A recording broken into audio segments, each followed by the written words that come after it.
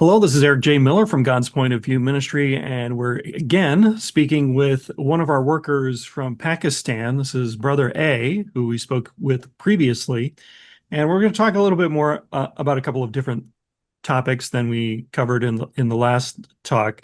So I was just thinking, uh, you were mentioning mentioned previously people being kind of picked out from the crowd simply because of their name. Their name maybe is a more Christian name in Pakistan. Yeah, Um, and I was just wondering what you thought about the general idea of Christian people in Pakistan being Christians only culturally rather than actually being redeemed followers of Jesus. They were born yeah, into a Christian family, and so they are Christian, um, but they're not really they aren't really believers. Do you yeah. see this as a common issue, or it's not so common? Yeah, it's a common issue. Mostly people, if they belong to a Christian family, they call themselves Christian. They have Christian names. Hmm. Mostly are the English name like the John, James, Jacob. So Hmm. they get their name from the family.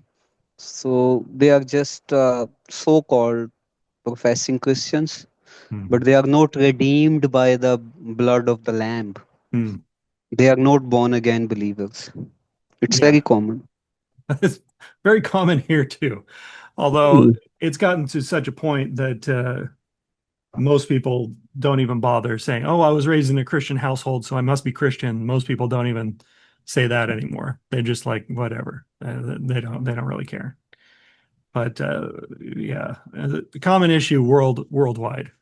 Uh, Mm. but I suppose the unfortunate thing is that in this particular case in Pakistan, being born into a Christian family, whether or not you are actually a believer or not, you are still um, disadvantaged in the society somewhat. Uh, Is that correct? Mm. Hmm. Yeah, it's correct. So I can, so yeah. Well, can you tell me a little bit more about blasphemy laws in Pakistan? Like, Mm. what is the blasphemy law and how is it that they're used? Yeah, in Pakistan, it's a very sensitive issue, and Pakistani blasphemy laws are a significant concern for minorities, including Christians. Specifically, Section 295B and 295C of the Pakistan Penal Code are often weaponized. These laws have vague definitions, allowing accusers broad interpretive power. Minimal evidence is required for a case to be registered, often based on a single accusation, leading to a presumption of guilt. While no one has been officially executed, blasphemy law, yeah, there are some cases that are, that are on of the record. The laws carry severe penalties, including the death penalty for the 295C, and for 295B, it's like it's not, it's like you can say a capital punishment. Even an accusation can lead to mob violence, Hmm. forced displacement, and social ostracism for the accused, their family, and their entire community.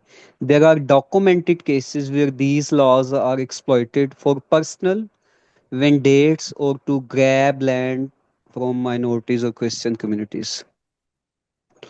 So they use them as a tool against Christians over here. Hmm. Yeah, I've seen a number of cases just in the last couple of years where Yeah. one person accused one other person of saying something bad or burning pages from the Quran or something like that, and Yes. there was a huge riot instead, and many people's houses were burned. Uh, it's- those sorts of things Yeah. happen from time to They time. they even kill the accused on the spot. They don't need any evidence, any any valid evidence. They just killed the accused on the spot, and After when you inquire or when an investigation is made, the person is found innocent, but he's killed. I remember a couple of years ago, um, there was some sort of incident like this somewhere up in the north of the country. And Mm, most of the Christians live kind of in the east of the country, near India, in yeah, Punjab. But somewhere up north, there were some Christians, isolated Christians, and some sort of incident occurred. And I remember asking you if we could send any support to these Christians up in this remote area, like Bibles or something. And you said that no, it was too dangerous. yeah, Do you remember that? yeah. I do, and I can tell you why it's very dangerous. Yes, please. It's Yeah, these northern areas mostly belong to the Pakhtun, and they are they are at the kind of near the border of the Afghanistan and the other areas where the smuggling is made, and most of the the militant groups are there. Hmm. So even our our forces over here, the military or the police forces, they are even hesitate to make an operation over there. So yeah, there are very few Christians over there, Wow. but their tribal system is very strong. The Pakhtuns tribal system, they never allow, generally they never allow the outsiders. Mm-hmm. So it's not impossible, but it's a kind of thing that is which is not generally practiced over here. So it can be a dangerous for a person. We have to take a lot of cautions, and we have to be very much clear about the things if we are going over there. There are few people they used to go over there, but they are very very few. Mm-hmm. Such kind of thing in a communist country when the Christianity spread over there, and the same situation in China as well in the modern world. Hmm. Yeah, Yeah. yeah. Situation in China is very strange. Yeah. Very sad. So, so you talk a little bit more about some of the persecution that Christians have there in Pakistan. Do you have any recent stories that have happened Yeah, yeah, that you we could do, tell we us do. about? Yeah. Yes, unfortunately, there are recent incidents. For example, on August 16, 2023, in Jaranwala, Punjab, 26 Christian churches were burned down, and numerous Christians' homes were looted and destroyed by the Muslim rioters following blasphemy allegation. Just recently, an elderly Christian man was acquitted of blasphemy after 23 years of death row, highlighting the prolonged suffering individuals can face under these laws. There are also ongoing reports of Christian individuals, including young people, being accused of blasphemy for social media posts, facing brutal attack for refusing to convert to Islam. Forced conversion is very common over here, or being subjected to forced marriages and conversions, especially for the underage girls. They are being forced to convert. So such kind of incidents are very common. And as I quoted in Jaranwala, what happened in Jaranwala, it was just a rumor, and they just burned down 26 Christian churches. This was a recent big incident. Mm-hmm. Hmm. So do you know of any others that are more recent? Yeah, I remember that incident. It was huge. Um, Yeah. there were lots of, but the news doesn't really in here in the West doesn't really cover those sorts of stories. A lot of these things we don't hear about very often. So even a very large incident like that one was. Um, do you have any other smaller incidents maybe that you've heard of recently? Yeah, recently, I just heard a recent an elderly Christian man. He was released of blasphemy after 23 years on death row. He was proved innocent. So that was a recent incident. But against a Christian, even not against the Christian, but blasphemy is being used to the other non-Muslims communities like the Ahmadiyya or the other non-Muslims, they are being persecuted as well. Mm, Recently, not a Christian. The Christian incident was a Jaranwala. That was a recent, but in recently a non-Muslim and Ahmadiyya person was he was being shooted. He was a doctor in Karachi, and he was shooted because he was not a Muslim and he did not believe on their Prophet or Quran, etc. mm, So mm, he was shooted in Karachi recently. He was a mm. doctor. Oh. So what are some of the other minority groups that are in Pakistan besides Christians? Christians are a very small minority. Yeah, there are Hindus. There are many Hindus over here, not in Punjab, but in Sindh, Karachi, the remote areas of Karachi, and their little girls they are being forced to convert to Islam because the landlord or the feudal lord wants to get married. Mm, So there are Hindus, there are some Sikhs over here, and there is a big other big after Christian there is other big community group of Ahmadiyya. Do you know about the Ahmadiyya? They are the Muslim never considered them Muslim. They oh, no. belong to they are Ahmadiyya. They belong to a sect of Ahmadiyya. The person who actually started that sect, he did not believe the last and the final prophet Muhammad. He did not believe, and he claimed to be the last prophet.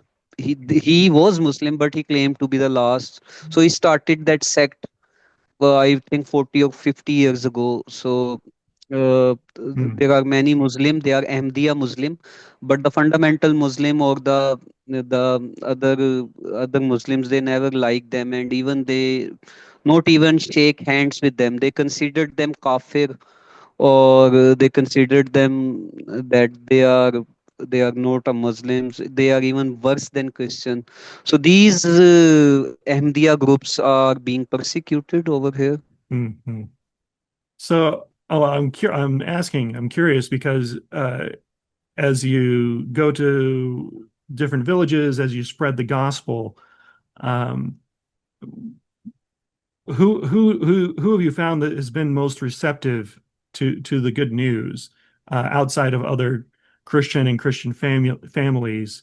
Are the Muslims or some of these other minority groups have they been Yeah, accepting? some of the just professing Christians, or other than that, some Hindus. There are some Hindus in Punjab, and they are very receptive. Some Sikhs are there. Uh, yeah, they listen, but the Muslims they are very fundamental in their beliefs, especially in the big cities. Even in the rural areas, they are very strong.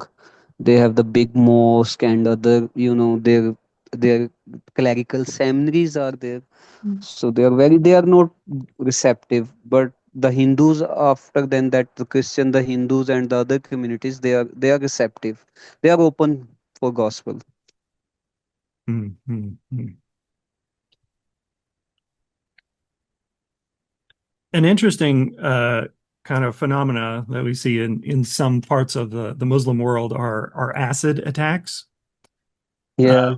And or someone just walks up to somebody else and throws a very corrosive acid onto someone. Usually it won't kill them, but it's incredibly painful and will usually disfigure them. Um, and I know that Pakistan has the second largest number of acid attacks Hmm. in the world right now. And I was just wondering Yes. if this is something that people there worry about, or is it mostly contained to from Muslims attacking other Muslims, or what sort of effect does this have on the Christian community, Hmm. if any? Acid attacks are a grave issue in Pakistan, with an estimated 200 to 400 women experiencing them each year. The Acid Survivors Foundation, ASF, Acid Survivors Foundation Pakistan reports that between 1994 and 2018, 9,000 340 people were victims of acid attacks. The Wow. vast majority, around 80% of the victims in are women, making it predominantly a form of gender based violence. These attacks are often committed by husbands or in laws, frequently, even among the Christian, even frequently stemming from domestic disputes, rejection of a sexual evidence, or a perceived violation of societal norms. The Mhm. easy accessibility of acid in local markets, low socioeconomic indicators in certain regions, and at times religious fanaticisms are cited as contributing factors. While acid attacks are a global issue in Pakistan, they are primarily aimed at disfigured and punishing women, leading to severe physical, psychological, and social trauma for survivors. Significant legislative efforts have been made, such as the criminalization of acid violence in 2011, but enforcements remain a challenge. So most of the women, 80% of the women are they are the victim of the acid attacks. And as I told you that most of the husband and in-laws, and on a based on the domestic disputes or a rejection of the sexual advances, such kinds of incidents are very common. Mhm. Yeah. Well, I said Pakistan was the second largest, Yeah. had the second largest number of acid attacks in the world. The number one is the city of London, not all of UK, but just the city of London. And most of Mm, those acid attacks are mostly gang violence related. They're not usually against other women. It's mostly against other gang mm. male gang members. But from mostly Muslim who had come from mostly Muslim countries. Um, yeah, acid is something that's very scary because it's Yeah. I used to work with some very dangerous acids some time ago when I worked in the semiconductor industry, and they were Mm. very scary um, to work with. And some of these acids are very simple to get. They're very inexpensive to get, or if you can't get them, you can make them. It's Yeah. not Oh. terribly difficult, Mm. and it's very difficult. You can't really unless you walk around uh, in a in a spacesuit, you can't really defend yourself against them all the time. It's very Yeah, difficult. over here, it's like a kind of a personal dispute. If a young boy he likes a girl and the girl rejects his proposal, so he can make an acid attack on her. And there are so many NGOs over here who are working to relieve such kind of. They are just a kind of things, a welfare thing they are doing for the women. They are the victim of the acid attack. Mhm. So they do such kind of social works. There are NGOs. So one of the things we've seen here in the United States among some Muslims has been honor killings, as Mm, the husband will kill his wife or his daughter yeah. because they have done something disrespectful of some sort. Yes. And I don't know, is that also Yeah, common it's in Pakistan? yeah, it's very common, especially in the areas that even in the big cities there are many cases are reported. So such kind of disrespects, if a woman is made, she can be a sister or a daughter or a wife. So she is killed on the name of the honor. That is what we call the honor killing over. Even Mm, I know some of the Christian families, the men of Christian family, they did such kind of things against the women. If they found that if they have some suspicion against their wife or a daughter or a sister, so they are ready to kill her. wow. So this happened even among some Christians. Yeah. Wow. I was in a jail, I went there to preach the gospel. Yeah.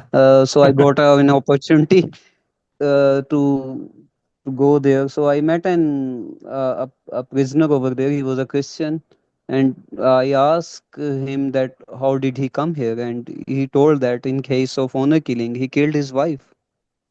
Wow.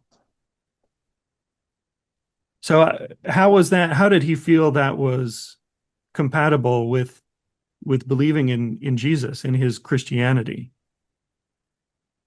Yeah, in Christianity, that it's against the killing is, totally against the laws of the Bible, and yeah, we can tell them that's it's a sin to kill anyone. Like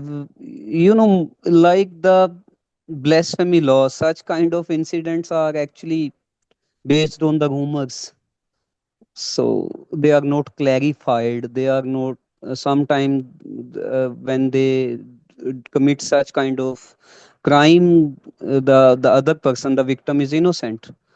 So yeah, we it's very challenging, but gospel is open for everyone, so we can tell them about the love of God. God is love, and God wants everyone to be saved. That's the plan of God. Wow. Yeah. That is that is amazing. So so in the UK currently, Mm, there's a huge conflict going on right now. As they have imported huge numbers of people from many different Muslim nations, some legally, some illegally, and large numbers of people from Pakistan. mm, And for about the last 25 years or so, it's been known that some of these groups of Pakistani Muslim men have been running these gangs. Um, we'll call them. I don't want to get uh, demoted here on YouTube, so we'll say that they were SA gangs, mm, where they would prey on young British girls uh, mm, who are in a lower income bracket or lower class bracket. The UK is still kind of a class-based society, and so people who make less money are kind of looked down upon a bit. mm, And so it's very unusual here in the United States to think that way, but that's how it is kind of in the UK and most of the rest of the world. But so these gangs of men would abuse these girls over many mm, years, and it's finally been like tens of thousands of British girls were treated this way, and some mm, of these men have gone to jail, some of them haven't. The police intentionally ignored the reports that they received about this. It's a really terrible situation, but I think because it's so many people from Pakistan coming and doing this in somebody else's country, I think the question is do these types of situations occur in Pakistan, or is it only mm. once they've left Pakistan they feel they can get away with it? As far as regarding the organized crime and violence within Pakistan, there are reports of various criminal activities. Transnational criminal organizations and mafia style groups operate, engaging in activities such as drug trafficking, extortion, and influencing political decisions. While reports of large scale organized gangs specifically targeting women based on religious appetite like kafia in Pakistan are not widely documented in the same manners as reported cases in the UK. Violence against women and minorities in Pakistan is a serious concern. These include issues like forced conversion and marriages, particularly of minority girls, and other forms of gender based violence. The motivation and specific dynamics might differ from the cases reported in the UK, but a vulnerability of certain groups to exploitation and violence is a concern in Pakistan as well. So we've mentioned this word a couple of times, and I was wondering if you could tell us a little bit more about it. Kafia. Yeah. Can you tell us about that word? Yeah, it's that the word kafia. Uh, yeah, it's a kind of The kafia, actually, the Muslims, they use such kind of words to address their honor or respect or such kind of things. Yeah, hi. They use that word.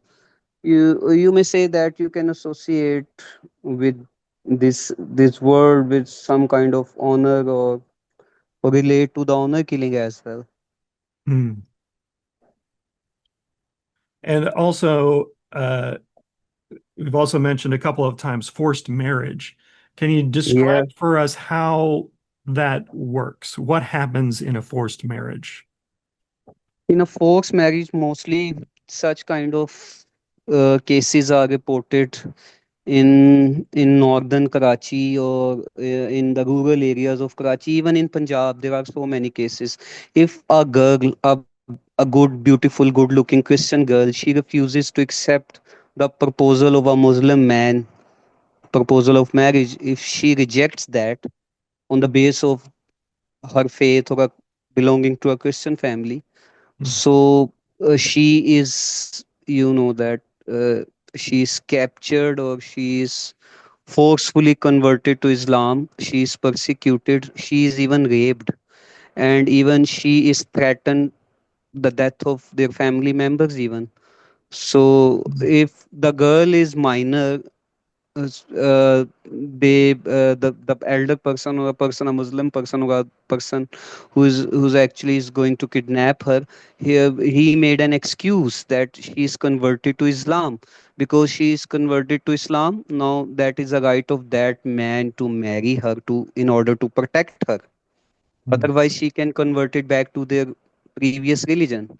So that is why most of them, they actually rape them, they kidnap them, they actually threaten them that they can kill their family members as well. So these innocent girls are being persecuted. So they are there is a very famous case in Karachi, that a very minor girl, she was abjugated, she was kidnapped, and the girl, she was in her age, she was a conscious, she was in on her age to understand the things. So when she was presented before the court, somehow, our forces agencies, they activated and they captured the girl back, and she was brought to the court. And the husband of that girl, he was claiming that he's converted to Islam, but she said, no, I am not converted. I still belong to my Christian family and Christian faith, Hmm. so I'm not converted. So anyhow, the girl was given back to their parents. But such kinds of incidents, the person is very powerful. He has money, he has power, he has resources, he is well connected. So Mhm. he can exploit the little girls. Such kind of forced conversions are very common. The girls actually, even they have their document of conversion to the Islam. So they, to threat them, they have their false even signature on that document, or somehow they threaten them to death, or in a state of fear, she can sign on that document that she is converted. So such kind of incidents are very common here. Wow. Well, Yeah. how about if we end talking about something positive? Yeah. So for folks uh, who have who listen to our ministry or have donated to our ministry, can you tell us a Mm. little bit about what you've been able to, not to toot our own horn, but just to inform people of what's happening and what it is that they can also participate in if they're interested? Is what sort of things have has your uh, ministry been able to do with some of the help that our Yeah. ministry has sent to you? Yeah. Most of the sport, that a big sport, you send us on a Christmas, in a Christmas charity, and Mhm. that is very helpful for those who are, entire years, they are unable to buy the new clothes, they unable to have a good food. Even most of them, they don't even have a have a money to pay the fee of their children. If they are living in the big cities, they are in a private school system. So such kind of charity help us a lot each year. So it's a big charity, and we give them. And the people, they get the food items, they get the clothes, and uh, they also come to, that come to hear the gospel as well. They believe on the provision of the god. And such kind of, Mhm. mostly we do such kind of charity, for our deserving people. So we are very selective, we are very concerned, we are very focused that whom we are giving the charity.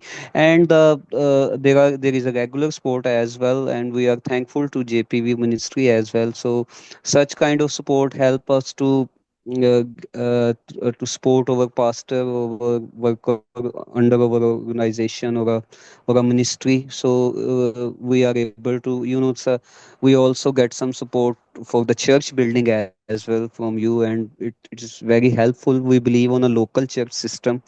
So if we see that the group is formed in a church, and we need a building, so we try to get the local funding from the other friends like you, support us, and we are able to construct a church over there. So the sport actually help us as well to reach the other people as well. So with this sport we are able to buy the things like you support us to buy some bibles or hymn books or the other material related things related to the church. Or such kind of sport also help us to organize other conferences and seminars, or reach to those people where the gospel is unheard. So such sport is actually means a lot for us. Well, that is great to hear that, good things are happening through Yeah. through your ministry and other people's ministry throughout Pakistan. So we're very grateful to God that He allows us to participate in the work of His kingdom. So that is where we can earn our eternal rewards. Yeah, that is why I sent you a ministry report for last 6 months. Over there I mentioned everything, and Mhm. at the end that how we are using such kind of support, and what kind of need, and what is a future plan, near future plan, and what kind of a present need.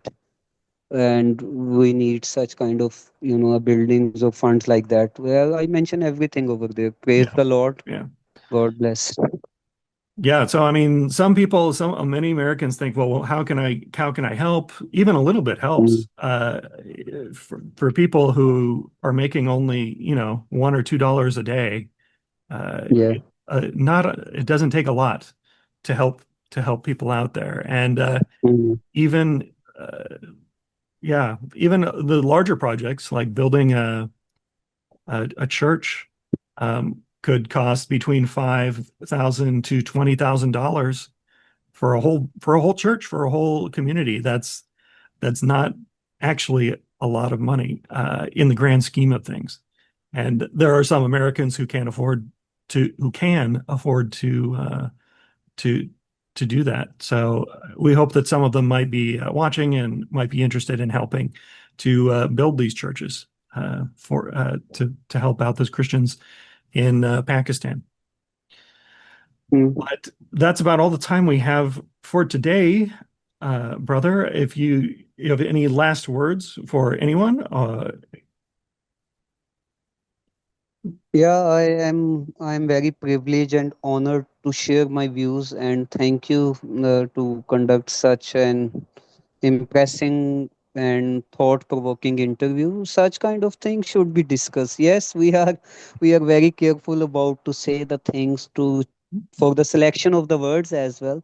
mhm, But you know that these are the things that are reality based, and we need to know the ground realities of such incidents, and the things that are very different from the Western world, very different from the US. So mhm, yes, it's such kind of interview or a thing, a podcast like that. It enable us uh, to get our voice in your country, so the other people may know about the things over here, about the ministry, about the rules, the culture over here. mhm, And we are very thankful to Lord for your ministry, for your time. And I pray that if everybody, anyone who is listening, this interview is going to watch this interview. If someone, any one of them is not believing on Jesus Christ, he may be able to hear the gospel based on the Bible, on First Corinthians chapter 15, verse 1 to 3. They believe on Jesus because Jesus is the only hope on a present world. Jesus is the only way, He's the only door leads to heaven. So I believe if someone is watching this or listening the things over there, the ultimate result of this interview should to believe on a true Jesus, a Jesus, the Jesus of the Bible. Mhm. God bless. Well, well, thank you very much, brother. And we're very thankful for you and your work there in Pakistan. So, well, thank you for everyone who watched. And hopefully, we'll be back again with some more interviews with some people, some other workers that we work with in Pakistan. So, thank you very much. We'll see you again soon.